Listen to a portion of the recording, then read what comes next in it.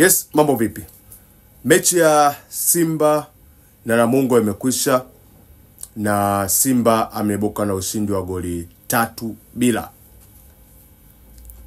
Goli la Shalabu,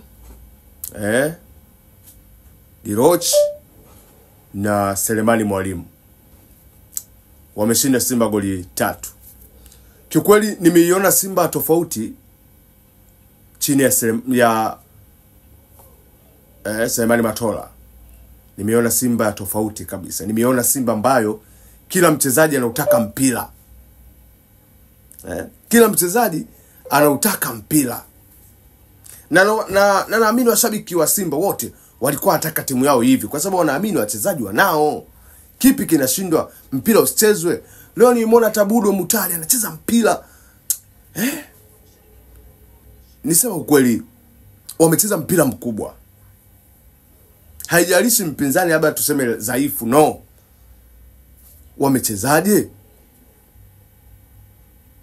Mpira unatembea, mpira unaonekana unaenda kwenye njia, mipango kutafuta goli unaiona. Set pieces tuzitumie vipi umeona. Kiukweli mimi niseme nampongeza Selemani Matola. Na unajua Selemani Matola kwa nini anadumu Simba? Pindi anapokabidhiwa kwa muda mchache timu ya Simba, huwa anatendea haki. Anatendea haki. Na ndio maana hata mabosi wa Simba wanashawishika kwamba yes, Selemani Matola aendelee kubaki. Kiukweli nimeona mpira mzuri. Mpira unavutia, unatamani dakika zisiishe. Timu kubwa tunataka tuone tofauti, timu kubwa inapocheza timu ndogo. Ndio hivi tumeona leo.